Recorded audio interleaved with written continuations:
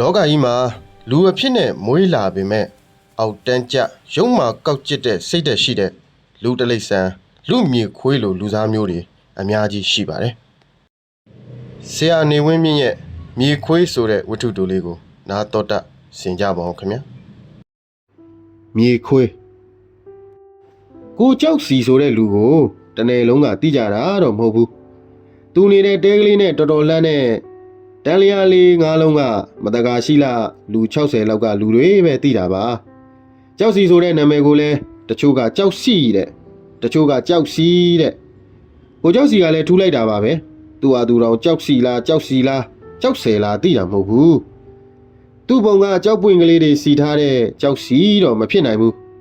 ဘုံကြီးเจ้าတွေကအင်ဂျင်ပင်ကြီးတွေတိတ်ကြီးသွားလို့ကြောက်ဖြစ်သွားတဲ့အခါလုံးလေးရှိတဲ့ကြောက်စီထိုးတဲ့ကြောက်တုံးကြီးတတုံးနဲ့တူလို့ဖြစ်ချင်းဖြစ်ရင်ကြောက်စေဆိုတဲ့နာမည်ကပိုလိုက်တယ်ထားပါတော့ကြောက်စီပဲလူကမဲလိုက်တာတပိတ်ကိုသာကြည့်တော့ကတုံးကလည်းအမြဲရိတ်တော့ဒီဦးကြီးဟာဘယ်တော့မဆိုပြောင်နေလေးရှိတယ်ရုပ်ကလည်းဇက်သေးကဘလူးကောင်းစုတွေတွေ့ဘူးတယ်မလားအေးအဲ့ဒီယုံမျိုးမျက်ခုံးနဲ့မျက်လုံးတွေကအပေါ်ကိုထောင်တက်နေတော့အမြဲတမ်းရန်လိုနေတဲ့မျက်နှာဘေးကထင်းကနေပေါ်နေတတ်တယ်ရင်ဘက်မှာမှင်ကြောင်ထုံးငကားတစ်ကောင်ရှိတယ်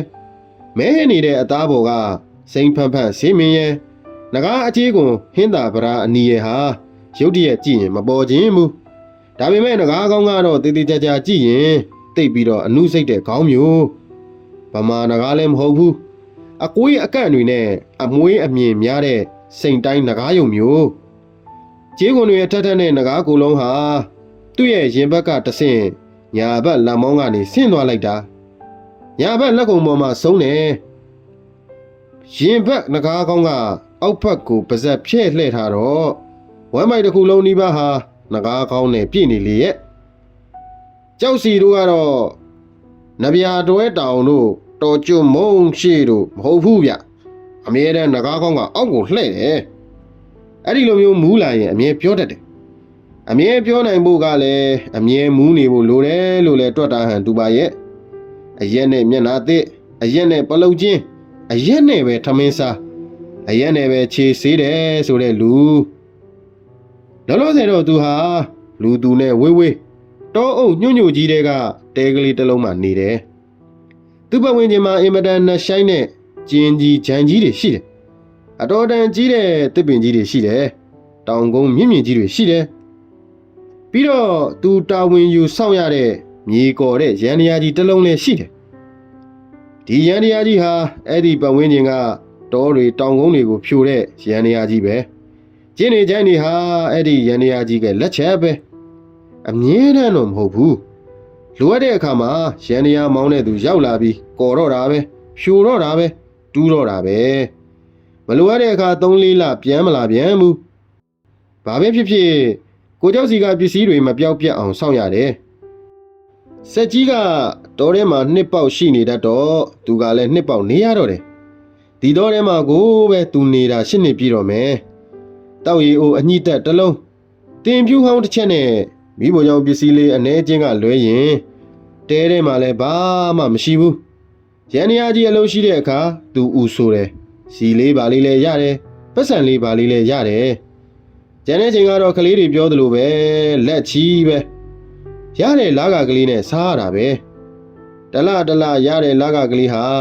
မနီမဝေတန်းရကအိမ်ဆိုင်ကလေးကိုအရက်ဖို့ဆက်ရတာနဲ့ပဲကုန်တာပါပဲလာစမ်းရင်ပြန်ဆလာကုန်ရင်အကုန်ဆက်ဒီလိုနဲ့ပဲလဲပတ်နေတာပါပဲအိမ်ဆိုင်ကလေးကလည်းအရက်ကောင်းကောင်းရောင်းတာမဟုတ်ဘူး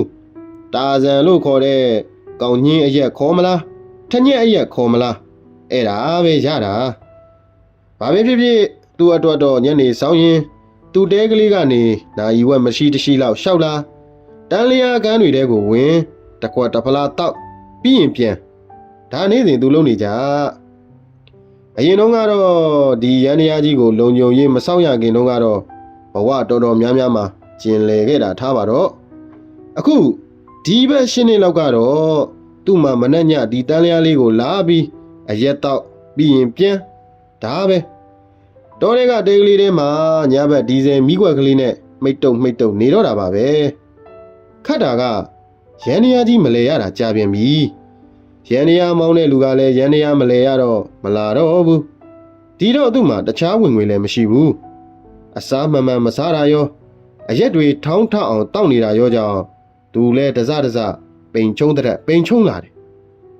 သူပိန်ချုံလာတော့ရှင်ဘက်ကနဂါးကြီးကလည်းပိန်ချုံလာတော့တာပဲလက်တွေခြေတွေကလည်းတုံးလာတယ်မကြာလဲအေးမိတယ်အဆုတ်ကလည်းပွားကျင်တယ်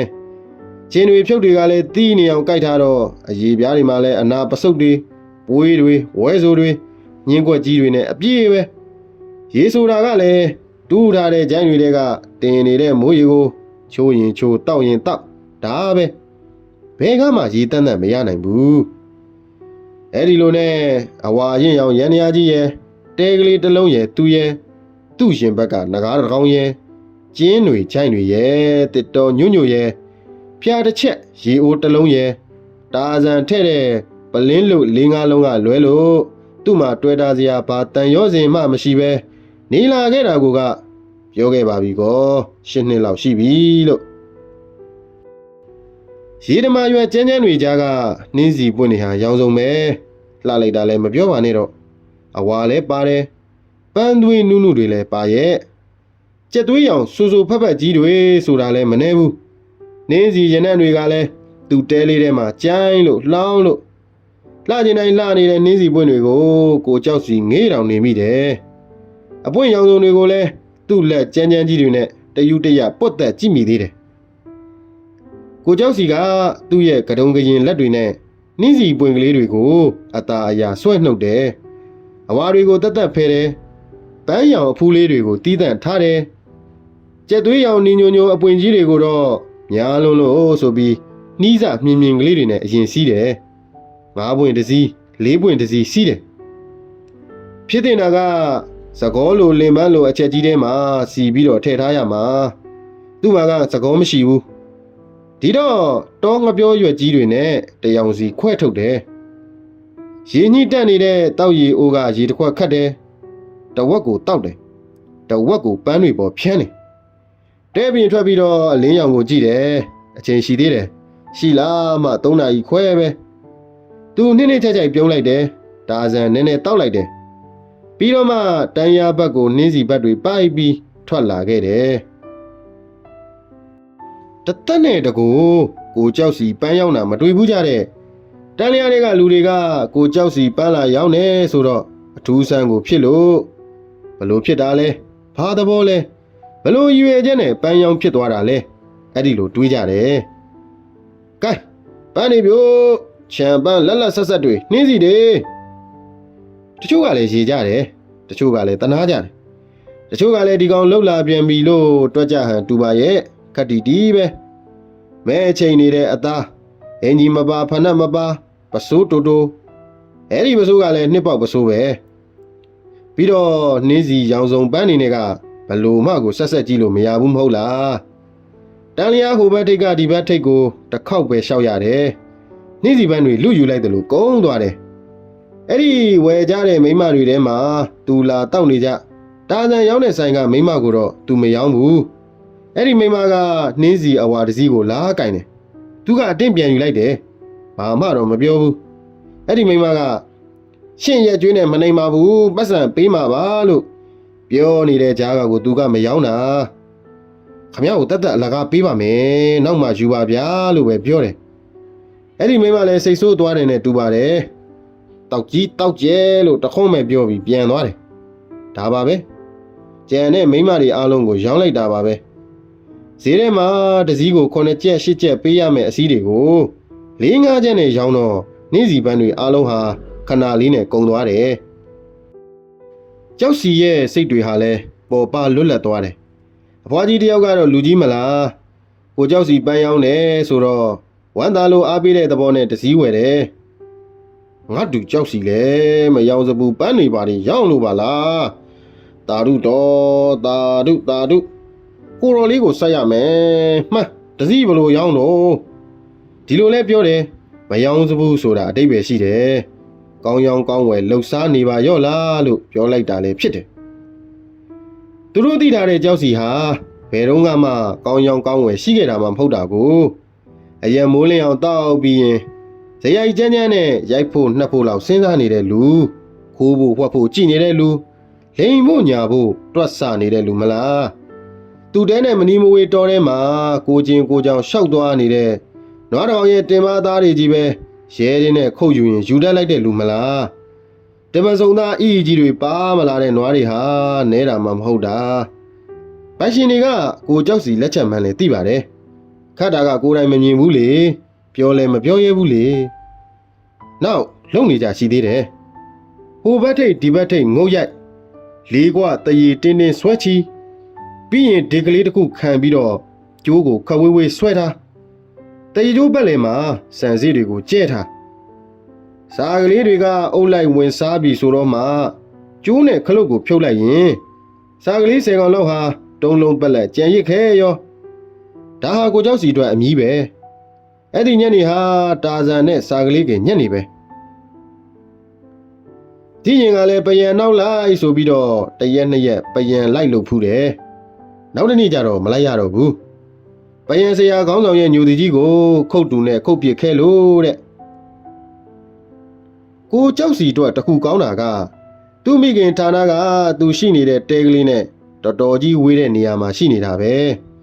ဒီရန်နေရာကြီးနဲ့ကိုเจ้าစီရှိနေတဲ့နေရာကိုတော်ယုံတန်ယုံတာဝန်ရှိတဲ့လူကလည်းရောက်လာလိမ့်မရှိဘူးရန်နေရာကြီးကပစ္စည်းမပြောက်တဲ့၍ကိုเจ้าစီဟာရန်နေရာနဲ့အတူရှိသလားမရှိဘူးလားဂယုတစိုက်စောင့်ကြည့်သလားစောင့်မကြည့်ဘူးလားသိပ်ပြီးတော့စစ်ဆေးလိမ့်မရှိဘူးအဲဒီတော့သူစိတ်ကူးတက်ရလုံးလေရှိတယ်ရန်နေရာကြီးကိုပြစ်ထားလေရှိတယ်ရန်နေရာကြီးကိုပြစ်ပြီးတော့သွားကျင်ရသွားနေတာပဲလှုပ်ချင်တဲ့အလုပ်ထွက်လုံနေတာပါပဲလှုပ်တိုင်းကလည်းဇက်သိမ်းမကောင်းဘူးပြဿနာနဲ့ဆုံးနာကြီးပဲတော်ယုံတန်ယုံလဲကိုကြောက်စီရဲ့ပုံမှန်တရံနဲ့သူ့ရင်ဘက်ကငကားကြီးကိုကြောက်လို့မပြောပြကြတော့ဘူးနောက်တစ်ခါမဆက်ဆံတာပဲရှိတယ်သူကတော့ဆုံးတယ်မိမပြတ်တချို့ကိုအဆက်သွယ်ပေးတဲ့အလုပ်လဲလုပ်တယ်ဝတ်သေးအိမ်နဲ့တာဇန်တဲပေးတာလဲလုပ်တယ်အငှားဝတ်ပေါ်နွားပေါ်ဖို့ရဲတင်းတလက်နဲ့အသင်းစောင့်နေတတ်တာလဲရှိတယ်ခက်ဒီနဲ့မိုက်ကြီးခွဲတတ်တာလည်းရှိတယ်။တာဇန်ဆိုင်လေးထဲမှာခွက်တလုံးနဲ့လိုက်တောင်းပြီးသူများတောက်စားနေတဲ့အထက်ကဇိုးကနေဇက်ကနေနှိုက်စားလိုက်တာလည်းရှိတယ်။တရားတွေကလူတွေသိကြတဲ့ကိုကြောက်စီကအဲ့ဒီလိုကြောက်စီကိုအခုပန်းရောင်းနေဆိုတော့နားမလည်နိုင်ကြဘူး။ဘာဖြစ်ဖြစ်ပန်းရောင်းတာဟာကောင်းတဲ့အလုပ်ပဲ။နူးညံ့ပျော်ပြောင်းတဲ့သဘောပဲ။ကိုကြောက်စီဟာဒီလိုနီးနဲ့သူ့ဘဝကိုပြုပြင်လာတယ်ဆိုရင်ပြီးတာပဲ။လူဆိုတာမှားတော့ကမှားခဲ့တာပဲကောင်းလာပြီဆိုတော့လဲဘာပြောစရာရှိမလဲခွင့်လွတ်လိုက်ကြရတာပဲမလားအဲ့ဒီညနေကကိုကြောက်စီအဖွားကြီးကိုပန်းတစီအပူပေးတယ်အဖွားကြီးကိုမူးမူးနဲ့ထိုင်းလဲကြောလိုက်သေးတယ်သူ့အတွက်ပန်းကပ်ပေးပါဆိုပြီးတော့တစည်းတက်တက်ပေးလိုက်သေးတယ်အဖွားကြီးဆိုတာတာတူချင်းမုံမွန်သွားတာပဲကိုကြောက်စီပြန်လာတော့လက်ထဲမှာငွေ40ကျော်ကျော်ပါလာတယ်တာဇန်ရောင်းတဲ့အင်္ဂလိပ်စီကိုတွားတယ်။တာဇန်ရောင်းတဲ့မိန်းမကသူ့ကိုပန်းမရောင်းလို့မကျေနပ်ပေမဲ့လက်ငင်းပေးတော့တော့ရောင်းရတာပဲ။တပိုင်းတော့တယ်။တပိုင်းကိုပလင်းငါထည့်ပြီးတော့ယူလာခဲ့တယ်။သူ့တဲကလေးတဲ့ရောက်တော့ထပ်တော့တယ်။ဦးလဲမြူးနေတယ်ပျော်လဲပြောနေတယ်။အဲ့ဒီညကကိုကြောက်စီနှစ်ချက်ချက်ကြီးအိပ်ပျော်တယ်။ချင်းနေဖြုတ်တွေတကိုယ်လုံးမှာတီးနေတဲ့ကြားကအိမ်မက်တွေတောင်မက်နေလိုက်သေးတယ်။နောက်တစ်ရက်မှာတော့နှင်းစီပန်းတွေမဟုတ်ပြန်ဘူးပန်းတော့ပန်းပဲဂန္ဓမာတွေအယောင်စုံလည်းမဟုတ်ဘူးအဖြူကြီးတန်တန်ဂန္ဓမာအဖြူပွင့်နေဟာလဲအပွင့်ထွားထွားကြီးတွေပါပဲလှနေတာပါပဲဂန္ဓမာပွင့်တွေကိုလည်းတောငပြောဘက်နဲ့တီတီတက်တက်ထုတ်တယ်ရေဖြန်းတယ်တန်လျာဘက်ကိုထွက်ရောင်းတယ်ဟောကိုကြောက်စီနှင်းစီပန်းမရတော့ဘူးလားဒီကနေ့ကဂန္ဓမာပဲရလာလို့ကောင်းလိုက်တာဂန္ဓမာတွေယူပါဦးနေပါဦးဘယ်ကယူရောက်တာလဲဗျခြံကတငယ်ချင်းခြံကဝေးကြီးပါဗျာတက်နိုင်ပါဦးတနေ့20ကြံကြံအစိတ်ကြံကြံလောက်ရတော့တာပဲကောင်းတာပေါ့ဒီစီးကြီးကဘလို့ရောက်တော့9ချက်နဲ့ပဲယူဒီလိုနဲ့ဂန္ဓမာတွေလည်းကုန်သွားတာပဲအဲ့ဒီနေ့ကလည်းကိုကြောက်စီမျက်မျက်ကလေးရတယ်50ကျော်ကျော်ရတယ်ဒီကနေ့တန်းလျားကမိမဆိုင်မှာတွားမတော့တော့ဘူးကိုမောင်ကွန့်ဘီကြီးဆိုင်ဘက်ကိုတွားတယ်ဘ ပဲချမ်းတုပ်ကလေးနဲ့ဘီတစ်ပိုင်းနဲ့ထိုင်းနေလိုက်တာညနေ6နာရီကတ်နေပြီဆိုမှထတယ်အဲ့ဒီညကဘီအီတောက်လာပြီမဲ့တဲကိုရောက်တော့တာဇန်နဲ့ပိတ်တယ်တော်တော်ကလေးမူးတော့မှရက်တယ်သူ့မျက်နှာကြီးဟာအဲ့ဒီညကတော်တော်ကြောက်စရာကောင်းနေတယ်အရက်မူးနေတဲ့ဘလူးတကောင်နဲ့လည်းတူးနေတယ်အဲ့ဒီညကတဲပြင်မှာထိုင်နေရင်းကပန်းရောက်တဲ့ငွေတွေကိုရီးတယ်တဲခေါင်မိုးမှာပတ်စံခောက်ကိုညှက်တယ်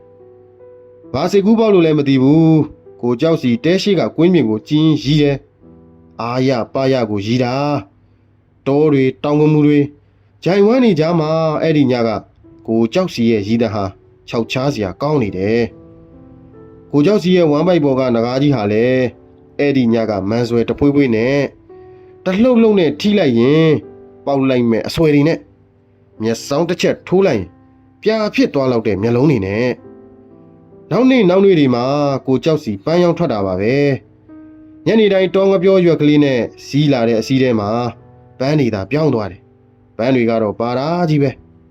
တခါတော့လဲပန်းပြက်သွားတာလဲပါတယ်မလာပြဘူးတခါလဲဇက်တိုက်ရောင်းပြနေပြန်ရောပန်းရရင်ရတယ်လို့ဆိုပါတော့ပန်းတွေကတော့အမျိုးမျိုးပေါ့လေတခါနှင်းစီတခါခန္ဓမာတခါဖျောင်းပန်းရိုးရရှိအနီအဖြူဟောတခါဟော်လန်ဒေစီတခါအာဖရိကန်ဒေစီပထမတော့ကိုကြောက်စီပန်းလာမရောင်းတဲ့2ရက်လောက်ကိုတန်းရစုကလူတွေကသတိမထားမိကြဘူးပန်းမရောင်းရတဲ့နေ့တွေမှာကိုကြောက်စီလာလိမ့်မှမရှိတာဘူးကိုကြောက်စီတောက်နေကြတာဇန်ဆိုင်ကလေးကိုလည်း2ရက်လောက်မရောက်ဖြစ်ဘူးဒါလဲကိုမောင်ကွန်းဆိုင်ပတ်လှည့်နေတာဖြစ်မှာပဲလို့တွက်လို့ရနိုင်တာကိုကြောက်စီ2ရက်လောက်ပန်းလာမရောင်းတာဟာဘာမှလည်းထူးဆန်းတာတော့မဟုတ်ဘူးဒါပေမဲ့မဟုတ်ဘူးဗျအဲ့ဒီညနေမှာ6ချားပွဲသတင်းတစ်ခုကတန်ရာကန်ကလေးတွေစီကိုရောက်လာတယ်ကိုကြောက်စီဟာသူ့တဲကလေးထဲမှာတည်နေတာ2ရက်ရှိပြီဆိုတဲ့သတင်းပဲတိုက်ဆိုင်ရန်နေရကြီးကိုစံနိုးဖို့ရောက်လာတဲ့အော်ပရေတာကအလောင်းကိုစတွေ့တာလို့လည်းဆိုတယ်မြေပေါ်ရန်နေရကြီးကိုစံနိုးဖို့များမရှိရင်ကိုကြောက်စီရဲ့ရုပ်လောင်းဟာဘယ်လောက်ထိလူမသိသူမသိရှိနေမလဲတော့မသိနိုင်ဘူးဒီသတင်းကိုကြားစားကတန်းလျားကလူတွေကငြိမ်သက်သွားကြအင်ကြီးမပါပါမပါနဲ့ငိုးကလေးတစ်ဖြောက်ကြားမှာအစိုးချမ်းကလေးခြုံပြီးတော့တင်းတောင်သေးနေတဲ့ကိုကြောက်စီကိုတွားကြည့်ကြဖို့ဆိုင်ပြင်းကြတယ်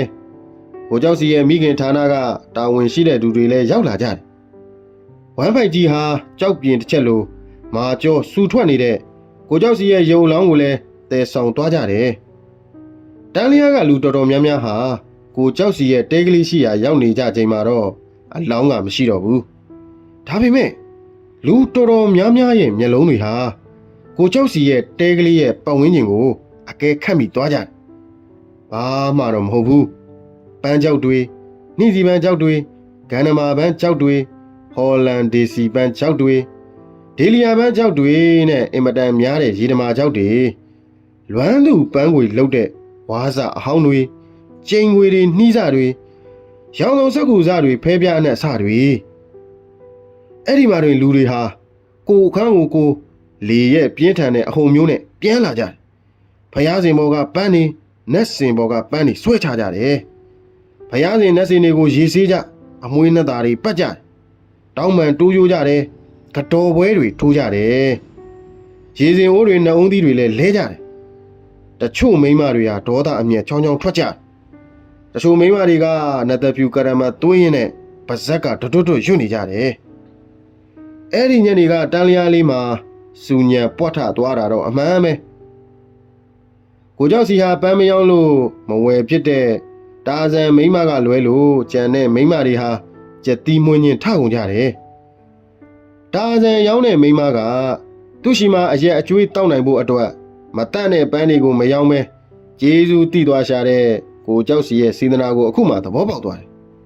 ကျန်တဲ့မိန်းမတွေအားလုံးကတော့စောကများသိရင်ကြောက်စီရဲ့အလောင်းကိုတော့တစစီစုပ်ဖြဲ့ပြစ်ကြတော့မလားမှတ်ရအောင်ဒေါသတွေဖြစ်နေကြတယ်အဲ့ဒီအကြောင်းကိုရက်တော်ကြာတဲ့အထိအချို့ကကြီးကွက်ပြောကြတယ်တန်ရာကန်ကလေးကလူတွေဟာဒီဖြစ်ရက်ကိုမမိနိုင်ကြဘူးလူဆိုတာလဲခတ်သားပဲဘလောက်ပဲကြာကောင်းတဲ့လူတွေကိုလည်းအောင်းမေ့တတိယနေတတ်တယ် ကောက်ကျစ်ဆင်းလဲတဲ့လူတွေကိုလည်းအောင်းမေတတိယနေတယ်မလား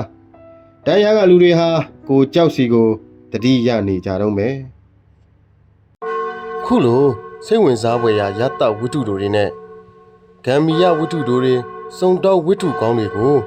အပတ်စဉ်တောက်ကြစနေနေ့တိုင်းနားဆင်ရမှာဖြစ်လို့ကျွန်တော် channel ကို subscribe လုပ်ထားဖို့တော့လိုအပ်ပါမယ်ခင်ဗျာ